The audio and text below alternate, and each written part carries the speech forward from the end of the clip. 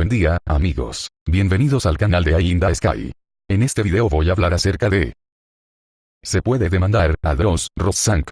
Segunda parte. En la primera parte de este video, vimos que el señor Santiago, del canal Marginal Media, tiene 3 jurisdicciones para elegir dónde conviene demandar, por presunta difamación, al señor Revilla, del canal Los Vlogs de Dross. Esas jurisdicciones son Argentina, que es donde vive Revilla, el creador de los videos ofensivos. También está el estado de California, en los Estados Unidos, que es lugar donde por primera vez fueron publicados esos videos. Y finalmente, el estado de Nueva Gales del Sur, en Australia, que es el lugar donde viven Santiago y su esposa, que son las víctimas.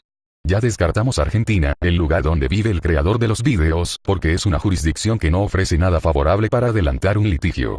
Ya analizamos también las acciones legales que se pueden adelantar en la jurisdicción del estado de California, territorio en el que por primera vez se publicaron los videos que Revilla le dedicó a Santiago y a su esposa, llamada Linda, jurisdicción en la que rige uno de los sistemas legales y judiciales más avanzado del mundo. Ahora, suponiendo que se logra demostrar que las Cortes de Justicia de California tienen jurisdicción sobre el señor Revilla, en virtud de las relaciones de negocios que él mantiene con YouTube y con Google, que son empresas domiciliadas en ese estado, entonces vamos a analizar si el señor Revilla cometió o no cometió alguna difamación contra el señor Santiago y su esposa, a la luz de la ley civil que sería aplicable en las Cortes de Justicia de California. Quizá muchos piensan que Dross no cometió ninguna difamación, y que por lo tanto no hay un caso sólido para llevarlo a un juicio civil en California. Sin embargo, definir este punto no depende de lo que cada quien piense, sino de la aplicación de la ley que rige en California, y de la aplicación de unos criterios jurídicos objetivos, que durante muchas décadas han sido admitidos por las Cortes norteamericanas, dentro del sistema legal del Common Law, el cual se basa en el respeto de los precedentes judiciales y en los veredictos proferidos por un jurado. Así, las secciones 45 a 48 del Código Civil de California establecen que una difamación ocurre cuando un individuo, sin ninguna causal de justificación válida, realiza una publicación, ya sea de imágenes o de palabras escritas o habladas, que claramente contiene afirmaciones de hecho sobre una persona, afirmaciones las cuales son falsas, causándole así un daño a esa persona. Es decir, la difamación es una afirmación falsa sobre una persona, que es hecha pública con el objeto de dañarla. Por eso las ofensas o las acusaciones falsas sobre una persona, enviados a ella en comunicaciones privadas, que no han sido dadas a conocer a terceras personas, ni publicadas masivamente, no son una difamación. Al respecto, el Restatement of Torts, es decir, la compilación de los precedentes, que las Cortes de Justicia aplican para resolver litigios sobre indemnización de agravios, señala que esa definición legal de difamación, abarca todos los elementos que deben ser probados por la víctima, para que su acción prospere. Es decir, la víctima debe probar que el acusado incurrió en negligencia o malicia. Que así hizo una afirmación de hecho, sobre la víctima. Que esa afirmación es falsa, y que el acusado lo sabía, o no verificó su veracidad. Que aún así, el acusado publicó esa afirmación falsa, dándola a conocer a terceras personas distintas a la víctima. Que el acusado no tenía ningún privilegio o argumento válido, que protegiera la publicación que hizo de esa afirmación falsa. Y que esto le ocasionó daños a la víctima, en su reputación, su honor, su profesión, su vida familiar, sus negocios, su tranquilidad emocional, etc. Toda la carga de la prueba, es decir, el deber de probar estos elementos, recae en la víctima que demanda, y si alguno de esos elementos no es debidamente probado, entonces la acción no prosperará. Pero hay que tener en cuenta además, que la sección 46 del Código Civil de California, y los precedentes incluidos en el Restatement of Torts, indican que las Cortes de Justicia han concluido que ciertas afirmaciones sobre una persona son tan ofensivas a simple vista, que siempre se les puede considerar difamatorias por sí solas. Este tipo de afirmaciones, consideradas difamatorias en su esencia, se conocen como difamaciones per se, y abarcan las siguientes categorías. Afirmaciones falsas que indican que una persona ha cometido un delito o un crimen infame, o ha estado prisionera. Afirmaciones falsas que indican que una persona tiene una enfermedad infecciosa o muy contagiosa. Afirmaciones falsas que buscan desprestigiar o descalificar a una persona en su profesión, su oficio, o sus negocios. Afirmaciones falsas que indican que una persona incurrió en una mala conducta sexual grave, que es impotente, o que es adúltera. Cuando el material ofensivo publicado contiene difamaciones per se, como las antes mencionadas, entonces un 70% del caso está ganado a favor de la víctima de la difamación, ya que en esos casos se presume que son afirmaciones negligentes, y que necesariamente le ocasionan un daño a la reputación de la víctima, es decir, en tales casos la víctima no tiene que probar la mala fe del acusado, ni tiene que probar que esas afirmaciones le han ocasionado un verdadero agravio a su reputación.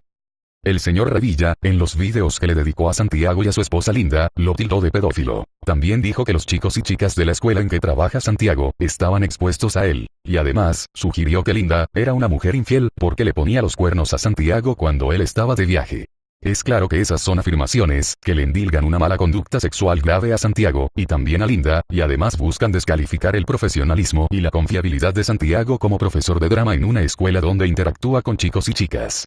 Es bastante fácil demostrar que esas afirmaciones de Revilla, son unas formas graves de difamación per se.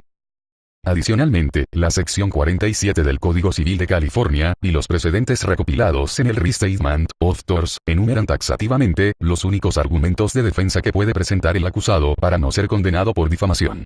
Es decir, en las Cortes de California, el acusado en su defensa no puede vociferar todo lo que se le ocurra, sino que solo puede demostrar unas cuantas causales de defensa, admitidas por las Cortes. Así, una causal de defensa válida, es demostrar que las declaraciones ofensivas que fueron publicadas, no son una afirmación de hecho, no pretenden dar a entender una constatación de hechos, sino que solo son una opinión subjetiva, por lo tanto indemostrable.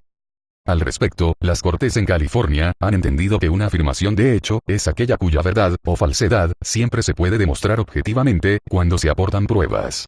En cambio, una opinión, es una creencia subjetiva, que por eso mismo no puede ser probada, ni como verdadera, ni como falsa. Por eso, las meras opiniones respecto de una persona, o las críticas positivas o negativas, o los simples comentarios personales, o las hipérboles exageradas, o las parodias, o la caricaturización, o las representaciones mordaces sobre alguien, siempre que no se puedan someter a una prueba para demostrar su verdad o su falsedad, están protegidas por la primera enmienda de la Constitución de los Estados Unidos, que garantiza el derecho a la libre expresión. Por ejemplo, si se dice, Juan es un ladrón. Es claro que esta, es una afirmación de hecho, porque asevera un hecho como si fuera real, y es posible demostrar que ese hecho es falso, aportando certificaciones de que Juan no tiene antecedentes policiales por hurto. Por supuesto, también es viable demostrar que es una afirmación verdadera, si se aportan las pruebas respectivas.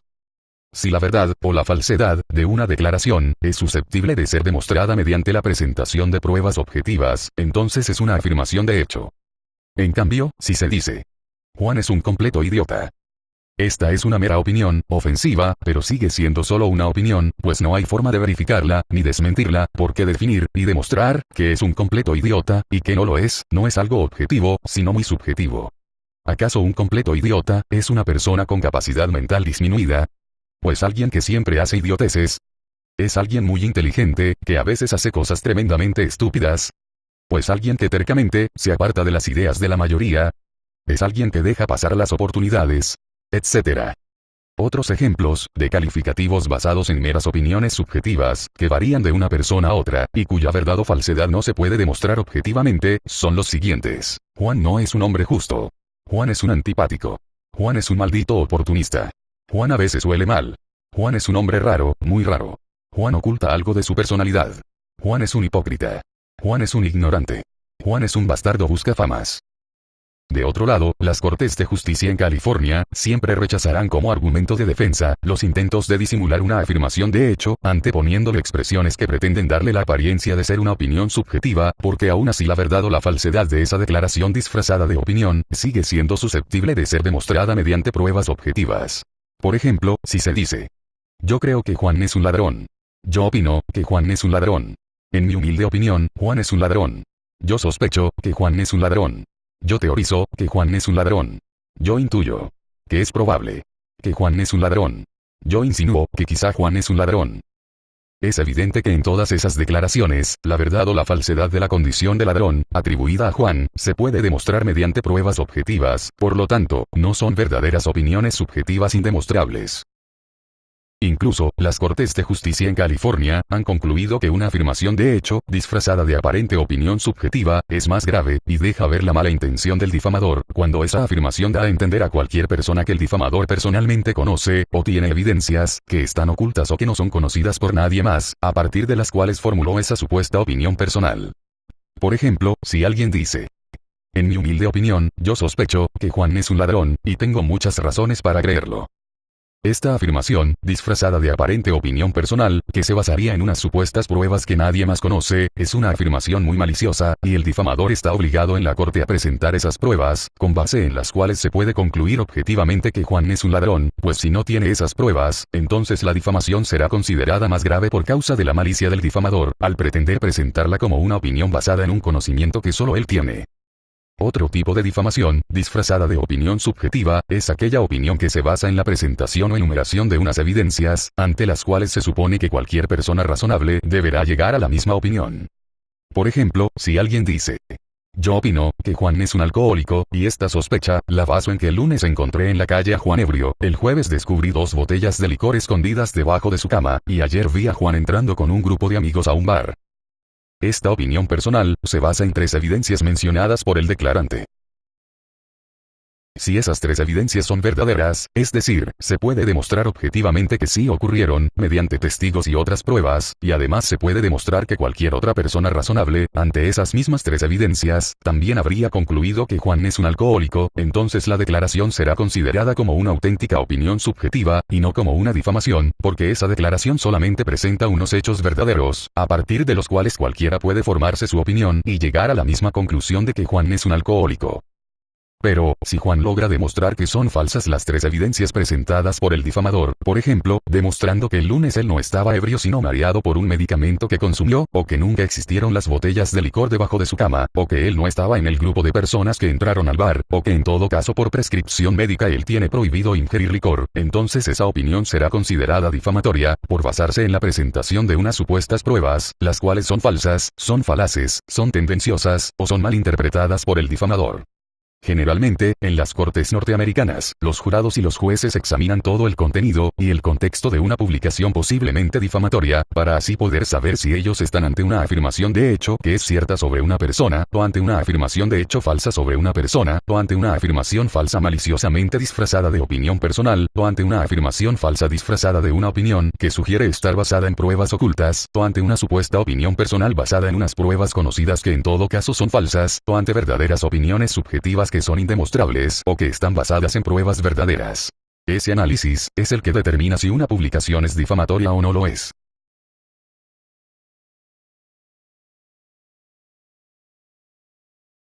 En este orden de ideas, tenemos que el señor Revilla, en sus videos tildó varias veces a Santiago de viejo baboso. Pero a la luz de la ley que rige en California, esa es una simple opinión, cuya verdad o falsedad no se puede demostrar de manera objetiva. En efecto, ¿qué se entiende por viejo baboso? Es, literalmente, un anciano que anda regando las babas por todos lados. Es alguien que ya forma parte de la población de la tercera edad, según la definición legal de cada país. Es un viejo tan lleno de energías, que aún hace cosas de joven. Es un joven que está tan agotado y acabado, que ya parece y se comporta como un viejo. Es un hombre cuarentón, que aún hace estupideces para mantenerse vigente en un escenario colonizado cada día por jóvenes. En otras palabras, esa es una opinión personal ofensiva, pronunciada por Revilla, pero no es una afirmación de hecho difamatoria, que pueda ser sometida objetivamente a un test de verdad o de falsedad. En cambio, en el video del 9 de abril de 2015, también se observa que Revilla dijo que Santiago era un pedófilo o un pederasta. Al respecto, lo primero que hay que señalar es que, a diferencia de la expresión viejo baboso, la palabra pedófilo no es un concepto vacío, no es un término sin una definición clara y objetiva, y su significado no depende de las creencias subjetivas de cada persona. Es decir, la palabra pedófilo, usada para señalar a una persona, no es un juicio de valor que se base en creencias o en opiniones subjetivas indemostrables, sino que es una afirmación de hecho, y por lo tanto admite la presentación de pruebas objetivas para demostrar si es verdadero o es falso etiquetar a una persona como pedófilo. Basta tener en cuenta que la Asociación Estadounidense de Psiquiatría, en el Manual Diagnóstico y Estadístico de los Trastornos Mentales, quinta edición, del año 2013, ofrece una definición científica de ¿qué es un pedófilo? Al mencionar que un pedófilo es un adulto o alguien mayor de 16 años de edad que mentalmente está afectado por la parafilia de la pedofilia, la cual consiste en una intensa y recurrente atracción sexual hacia menores de edad que son prepúberes, es decir, que aún no han llegado al periodo de la pubertad, teniendo en cuenta que en promedio la pubertad suele iniciar entre los 11 y los 14 años de edad. La pedofilia es clasificada como una parafilia, porque es una atracción sexual anormal, que necesariamente implica el no consentimiento, el abuso, y el daño, sobre el menor que es tomado como objeto de ese deseo desviado. De otro lado, si el interés sexual del adulto es hacia adolescentes que ya están en el periodo de la pubertad, es decir, hacia adolescentes entre los 14 y los 19 años, entonces ya no se trata de la pedofilia, sino de la efebofilia, la cual es vista como una simple preferencia sexual hacia adolescentes que biológicamente ya están en la capacidad de procrear, y por eso en el Manual Diagnóstico y Estadístico de los Trastornos Mentales, la efebofilia no está catalogada ni como un desorden mental, ni como un trastorno, ni como una parafilia. Es decir, la efebofilia es solo una preferencia sexual, que aún es escandalosa y cuestionable, como lo era la homosexualidad hasta hace unas décadas. Según el Manual Diagnóstico y Estadístico de los Trastornos Mentales, la prueba definitiva, incontrovertible y objetiva, de que una persona es un pedófilo, es un diagnóstico firmado por un psiquiatra, en el que concluya que esa persona es un pedófilo porque ha tenido episodios de fantasías, deseos y atracción sexual hacia menores prepúberes, por lo menos durante un periodo que es igual o superior a 6 meses. Hay que señalar que los expertos en psiquiatría también admiten que existen otras evidencias que pueden ser vistas como una exteriorización o una manifestación indicativa de que alguien puede estar afectado por la pedofilia, pero esas evidencias no son concluyentes ni definitivas, ni pueden reemplazar el diagnóstico emitido por un psiquiatra. Por ejemplo, si una persona ha cometido abuso sexual sobre un prepúber, ya sea mediante incesto, rapto, violación, exhibicionismo, tocamientos, inducción a realizar conductas sexuales, etc., eso puede ser indicativo de que esa persona está afectada por la pedofilia. Pero los psiquiatras advierten que no necesariamente todo pedófilo es un abusador sexual de menores, y no necesariamente todo abusador sexual de menores es un pedófilo. Muchos ofensores sexuales de menores pueden estar afectados por otras parafilias diferentes a la pedofilia. Y muchos pedófilos pueden considerar monstruosa la sola idea de abusar sexualmente de un prepúber. Igualmente, si una persona elabora, intercambia o posee pornografía infantil, eso puede ser indicativo de que está afectada por la pedofilia. Pero los psiquiatras advierten que no todo el que elabora, intercambia o posee pornografía infantil, necesariamente es un pedófilo atraído por prepúberes, pues ese material ilícito también puede ser buscado y consumido por otras personas, para gratificar diferentes adicciones y carencias psicológicas, o para satisfacer un interés sexual hacia adolescentes, como en el caso de la efebofilia. Además, muchas personas que no son pedófilas, también pueden consumir y coleccionar ese material, para sentir el poderío de que han visto o poseen algo prohibido, que no está al alcance de los demás. Y otros elaboran y poseen ese material, simplemente como una vía para obtener lucro, no porque estén interesados en los menores usados en ese material. Del mismo modo, si una persona en su tiempo libre, es decir, cuando no está cumpliendo obligaciones profesionales, laborales, familiares o sociales, elige actividades que le permitan contactar a menores o rodearse de ellos, o prefiere acudir a lugares concurridos por menores, o le gusta consumir películas de cine, programas de televisión, revistas y literatura referente a menores, eso puede ser indicativo de que es un pedófilo, pero eso no es definitivo, ni concluyente. Muchas personas que hacen esas mismas actividades, no son pedófilos, sino adultos que tienen dificultades para relacionarse con otros adultos, o adultos eternamente inmaduros afectados por el síndrome de Peter Pan, o personas que así huyen temporalmente de las complejidades y responsabilidades de la vida adulta, etc. En conclusión, la prueba objetiva y definitiva de que alguien es un pedófilo, es el diagnóstico de un psiquiatra, y si no existe ese documento, entonces afirmar contra alguien que es un pedófilo, es una gran falsedad, y además es una gran irresponsabilidad, porque sin dudas así se le ocasiona un gran perjuicio a la persona que es difamada, porque todos sabemos que en la sociedad, cuando una persona es etiquetada como pedófilo, es vista como un monstruo, es rechazada y excluida, es sometida a vigilancia, y en los países más incivilizados, puede ser objeto de agresiones y linchamiento público, aún sin ser llevada a un juicio. Es evidente que el señor Revilla difamó gravemente a Santiago, cuando en el video del 9 de abril de 2015, dijo que Santiago era un pedófilo. Y para demostrar bajo qué modalidad ocurrió esa difamación, solo hay que analizar el contexto y las intenciones presentes en ese video. En ese video, inicialmente Revilla dijo que su intención era defenderse del señor Santiago, que lo habría señalado como el responsable directo de unas llamadas telefónicas hechas a su casa, en las que lo acusaban de pederastia.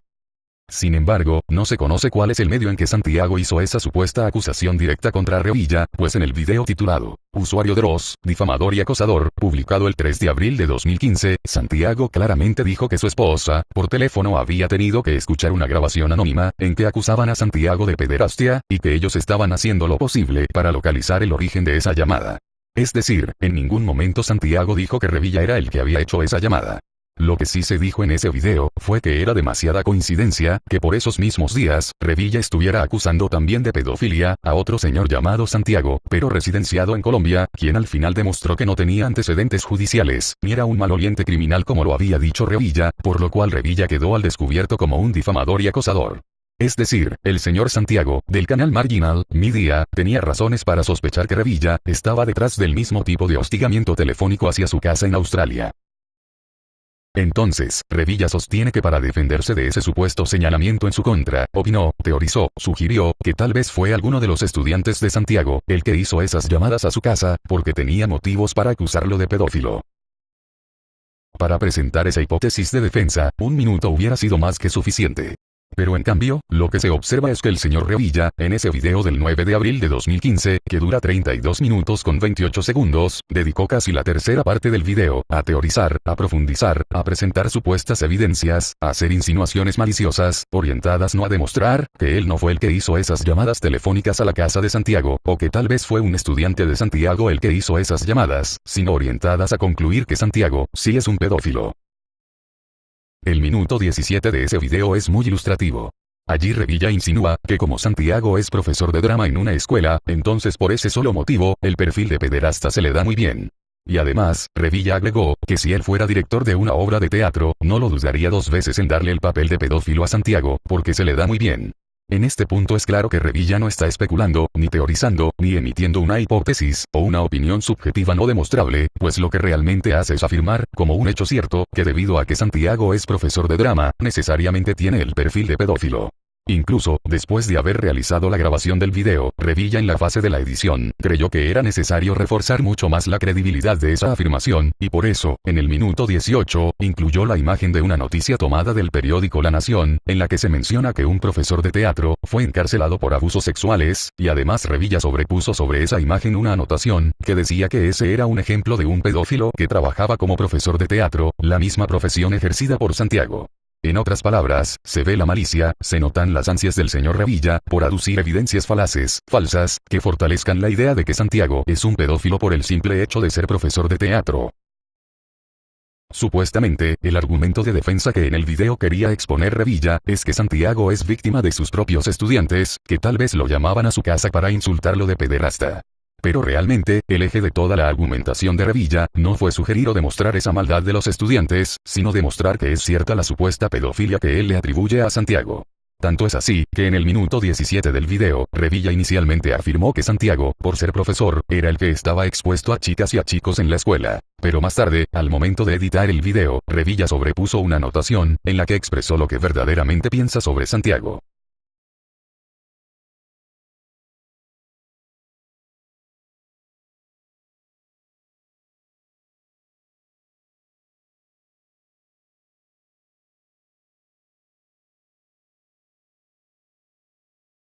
Esa anotación, agregada sobre el video a último momento, es una afirmación tendenciosa del señor Revilla, en la que reitera que Santiago es un peligro para sus estudiantes, por la presunta pedofilia que Revilla le está endilgando. Y casi al final del video, en el minuto 30, cuando Revilla estaba dando por terminado el tema, a modo de conclusión, dijo lo siguiente sobre Santiago. Eres un viejo cobarde, baboso, y probablemente, sí, pedófilo. Y durante varios segundos, Revilla permaneció silencioso, asintiendo con la cabeza, mientras miraba a la cámara.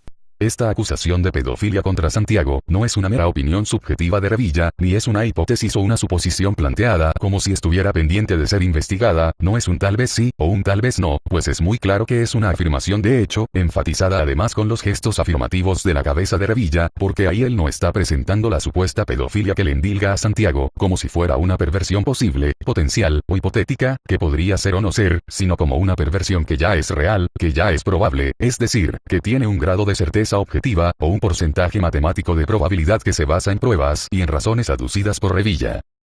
Cualquier litigante en Estados Unidos, que conozca las claras diferencias jurídicas que existen entre los términos posible, probable, imposible, e improbable, sabe que estamos ante una afirmación de hecho, no ante una suposición o una opinión subjetiva. Además, el señor Revilla, en su afán de construir la imagen de pedófilo que le endilga a Santiago, dijo que le parecía muy sospechoso que Santiago se fuera de viaje a pasar unas vacaciones solo, sin llevar a su esposa, justo cuando ocurrían unas llamadas telefónicas a su casa para acusarlo de pederastia. Es claro que la mala intención de Revilla es sugerir que Santiago se marcha porque está huyendo de una acusación de pedofilia. Pero algo también muy grave ocurre en ese momento, cuando en el minuto 20 del video, Revilla además dijo lo siguiente. Yo no sé qué clase de hombre, con los pantalones bien puestos, se va de vacaciones sin su esposa. Se va de vacaciones, dejando a su mujer en casa. Quizás sea verdad esa bola que está corriendo, de que tú eres un cornudo. Yo no sé qué clase de persona, de macho, se va de vacaciones, ahí, a hacer turismo, dejando a la mujer en su casa. Dejando a la mujer sola. No sé. Eso es bastante raro. Tú eres muy raro. Tú eres un tipo muy extraño.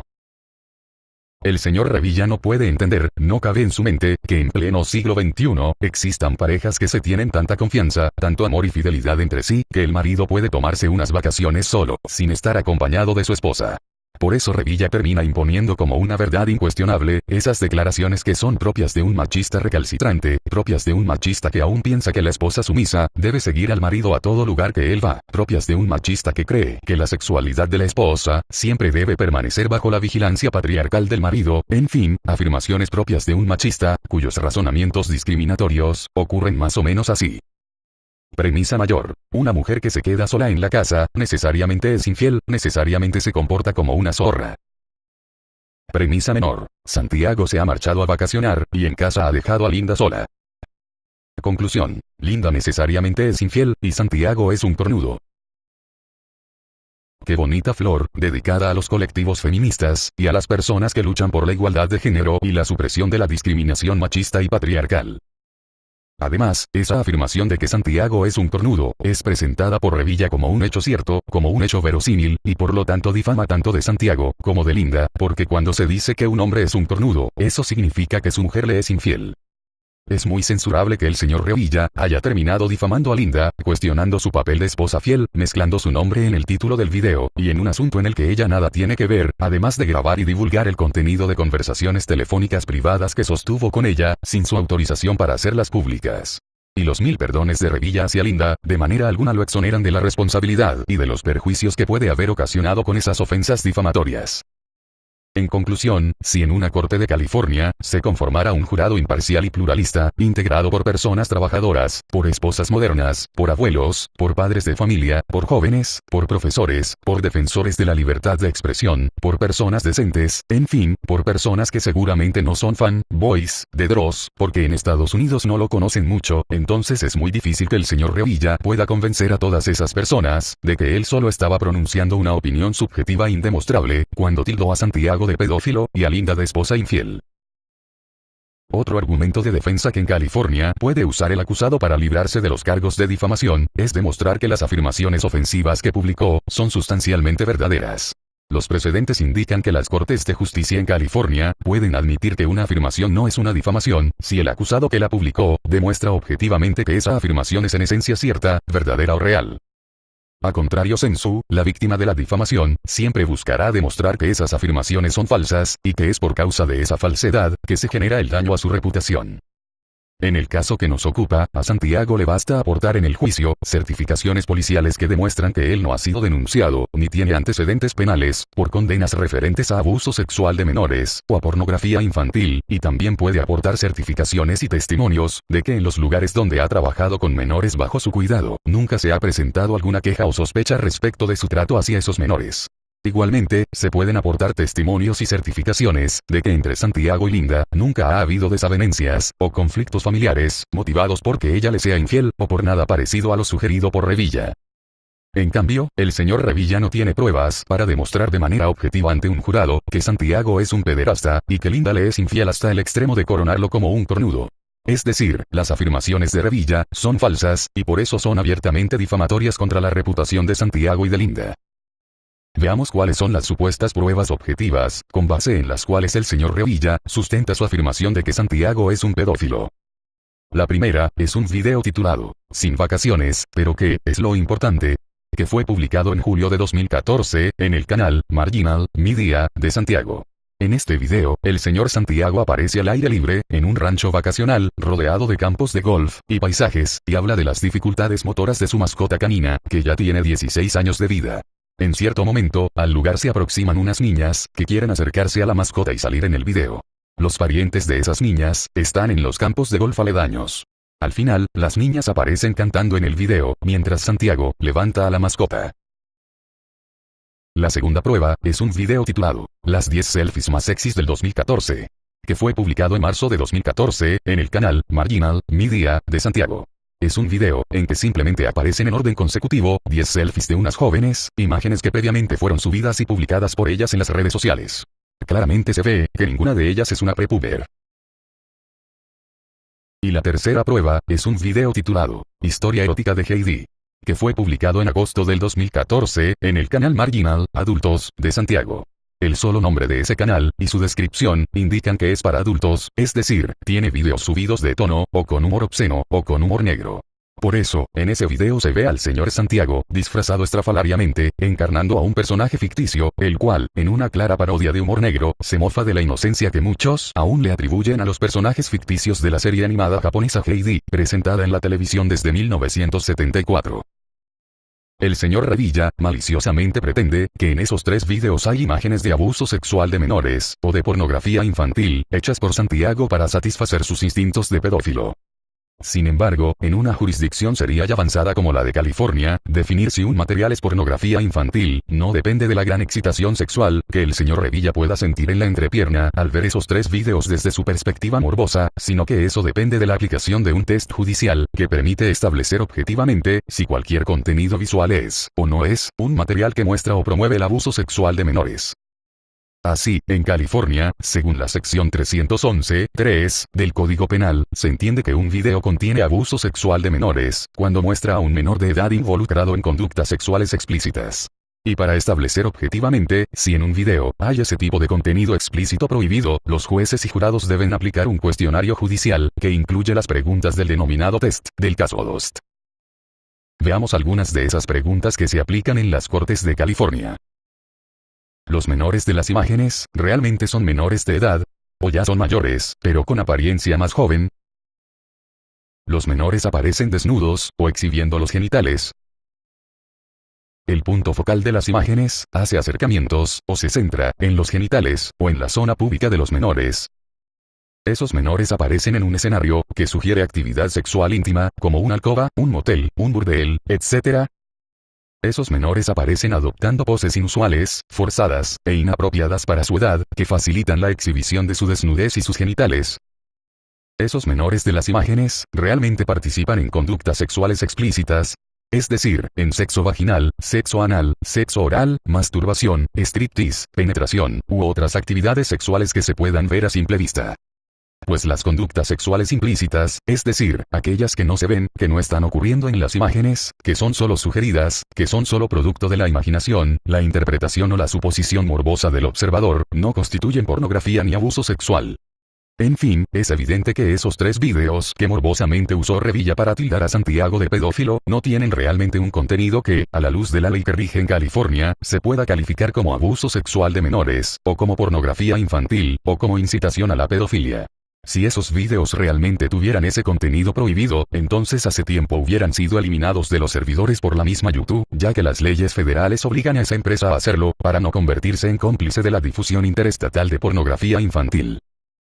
En conclusión, el señor Revilla no tiene realmente pruebas válidas para demostrar de manera objetiva ante una corte de California que es verdadera la afirmación difamatoria de que Santiago es un pedófilo, o de que él hace material que es pornografía infantil. Otro argumento que las Cortes de California admiten como defensa contra una acusación de difamación, es demostrar que las afirmaciones difamatorias se basan en un reporte oficial, o fueron extractadas de un documento de esa misma categoría. Es decir, el acusado de cometer difamación, deberá demostrar que las expresiones difamatorias ya estaban plasmadas, por ejemplo, en un reporte de la policía, o en las declaraciones de testigos registradas en un juicio ante un juez, o en una sentencia en firme proferida en un juicio, o en documentos oficiales producidos por alguna agencia del gobierno, o en discusiones realizadas en el Congreso, etc. Es evidente que el señor Revilla no se basó en documentos oficiales ni de autoridades públicas para afirmar que Santiago es un pedófilo y que Linda es una esposa infiel que le pone los cuernos. Y el último argumento de defensa aceptado por las Cortes de California es demostrar que las afirmaciones difamatorias fueron extractadas de un reporte imparcial o neutral, elaborado por una agencia de prensa o de noticias reconocida, sobre un tema de interés general para una comunidad.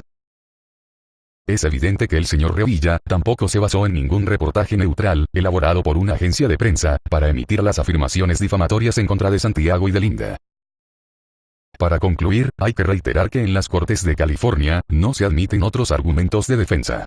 Es decir, aquí el señor Revilla no puede alegar que acusó falsamente a Santiago de pedófilo y a Linda de esposa infiel porque estaba muy furioso, o porque estaba ejerciendo su derecho de réplica, o porque supuestamente se basó en afirmaciones del mismo Santiago o de su esposa Linda, o porque supuestamente Santiago lo atacó primero, etc. Nada de eso será tenido en cuenta como un argumento de defensa válido por los jurados en el veredicto final. Y hablando de jurados, hay que anotar que seguramente en el veredicto final que ellos deben proferir, tendrá gran influencia el hecho de conocer que el señor Revilla, en el pasado ya ha realizado la misma conducta de hostigar y hacer imputaciones falsas contra otras personas.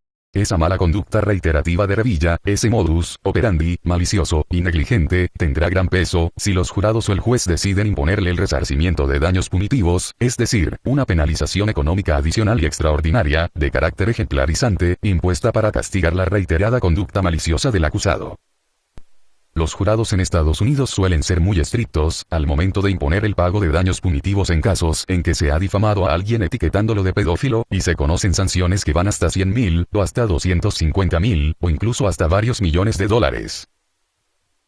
Y bien amigos, continúen viendo la tercera parte de este video, en la que se analizan las ventajas que ofrece la jurisdicción de Nueva Gales del Sur, en Australia, donde el señor Santiago y su esposa Linda también pueden iniciar acciones judiciales contra el señor Revilla. La víctima debe probar que el acusado incurrió en negligencia o malicia. Que así hizo una afirmación de hecho sobre la víctima. Que esa afirmación es falsa, y que el acusado lo sabía, o no verificó su veracidad. Que aún así, el acusado publicó esa afirmación falsa, dándola a conocer a terceras personas distintas a la víctima.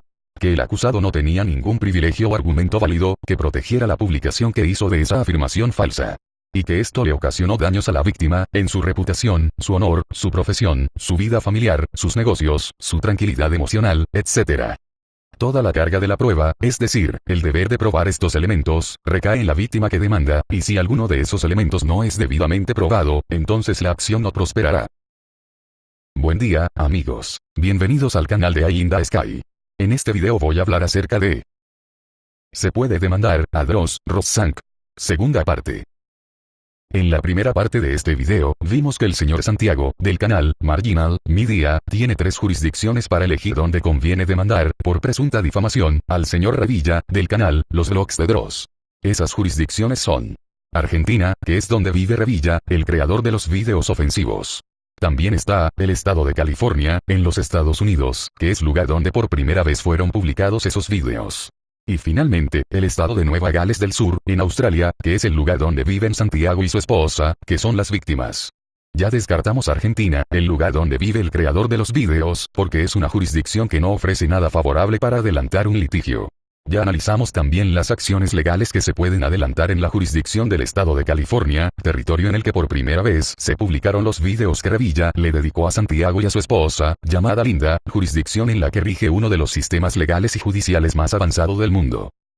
Ahora, suponiendo que se logra demostrar que las Cortes de Justicia de California tienen jurisdicción sobre el señor Revilla, en virtud de las relaciones de negocios que él mantiene con YouTube y con Google, que son empresas domiciliadas en ese estado, entonces vamos a analizar si el señor Revilla cometió o no cometió alguna difamación contra el señor Santiago y su esposa, a la luz de la ley civil que sería aplicable en las Cortes de Justicia de California. Quizá muchos piensan que Dross no cometió ninguna difamación, y que por lo tanto no hay un caso sólido para llevarlo a un juicio civil en California. Sin embargo, definir este punto no depende de lo que cada quien piense, sino de la aplicación de la ley que rige en California, y de la aplicación de unos criterios jurídicos objetivos, que durante muchas décadas han sido admitidos por las Cortes norteamericanas, dentro del sistema legal del Common Law, el cual se basa en el respeto de los precedentes judiciales y en los veredictos proferidos por un jurado. Así, las secciones 45 a 48 del Código Civil de California establecen que una difamación ocurre cuando un individuo, sin ninguna causal de justificación válida, realiza una publicación, ya sea de imágenes o de palabras escritas o habladas, que claramente contiene afirmaciones de hecho sobre una persona, afirmaciones las cuales son falsas, causándole así un daño a esa persona. Es decir, la difamación es una afirmación falsa sobre una persona, que es hecha pública con el objeto de dañarla. Por eso las ofensas o las acusaciones falsas sobre una persona, enviados a ella en comunicaciones privadas, que no han sido dadas a conocer a terceras personas, ni publicadas masivamente, no son una difamación. Al respecto, el Restatement of Torts, es decir, la compilación de los precedentes que las Cortes de Justicia aplican para resolver litigios sobre indemnización de agravios, señala que esa definición legal de difamación abarca todos los elementos que deben ser probados por la víctima para que su acción prospere. Es decir,